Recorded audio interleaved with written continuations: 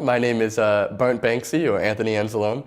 I got that name because about 4 years ago I bought a Banksy art piece. I lit it on fire, sold it as an NFT. That NFT ended up breaking the record for highest price NFT sold and was the highest average price NFT sold on OpenSea for all of 2021.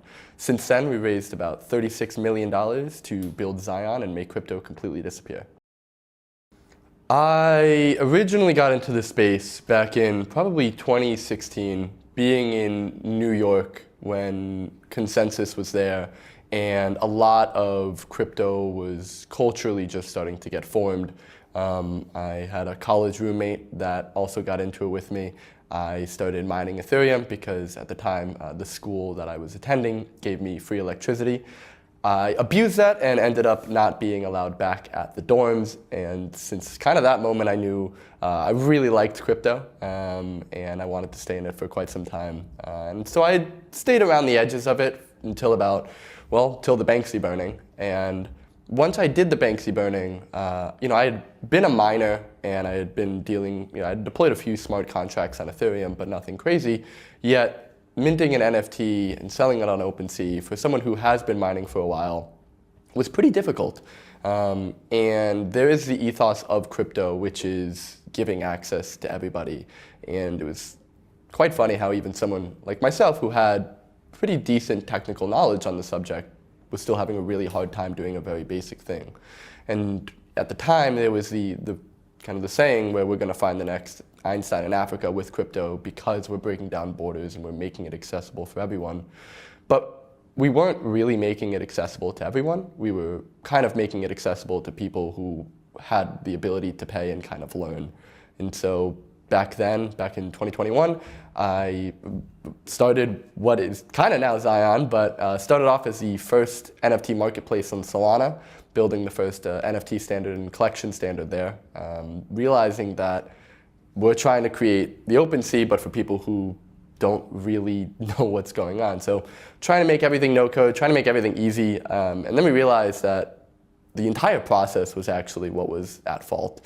We were the marketing engine behind the wallets and the centralized exchanges and the barriers to entry that kept a lot of people out, and under the guise of technical prowess was still kind of there. And so come 2022, we kind of decided to take it one step further and go on the infrastructure layer to really try to solve that problem.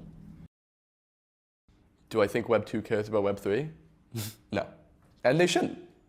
I think the idea used to be bridging Web 2 and Web 3, but now I think that Web 3 isn't going to be its own separate new world. I think there's going to be elements that will meet Web 2 where they are. And I think that's the mission. Yeah, it's a great question. The brands that we are working with don't know that they're working with a crypto company because we've made crypto completely disappear. It is the way that we can work with Uber and say, hey, actually, we can find out who the top Lyft riders are so that you could, hypothetically, if you wanted to, directly pay them instead of trying to put targeted billboards around them. It's the way that Nike can work with Strava and say, oh, well, we know who runs the most in this area. Why don't we kind of look at that in attempts to sell more shoes? And you start to think about this aspect of providing a benefit for Web 2 companies. It's actually very easy to work with Web 2 companies. But when you try to say, hey, Web 2 company, try to incorporate crypto, you end up spending $40 million on something that inevitably fails. When you look at the world around us, everything is in front of you, but how it got there isn't.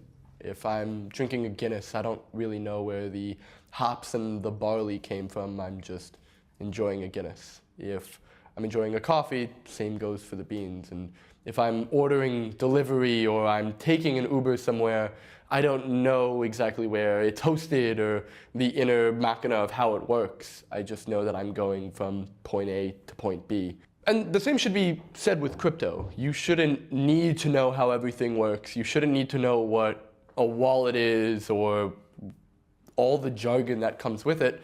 Just as a Guinness, you should just be able to enjoy it. That's a great question. The unicorn of unicorns is a great way to describe XION. A lot of that is because the success of XION comes with the success of the projects that built on top of XION. So the concept of unicorns, it's for the first time, we're entering a global arena, and you don't need to have an American bank account anymore. You don't need to be raising from the same VCs, knowing the same people in San Francisco, California. You are now able to build anything that you want in any capacity that you want it, with access not to where you are specifically, but for the first time, the entire world, which makes growth doable and scaling doable in a way that previously hasn't been done before. And when you can get the access and you can get the exposure, you no longer need to be someone in order to be someone. Innovation builds upon innovation. You have Uber by Travis Kalanick, building on an iPhone by Steve Jobs, on an internet that was pioneered by Horowitz over at Netscape. And at every level, the success of that kind of bottom level comes with the success of people above that.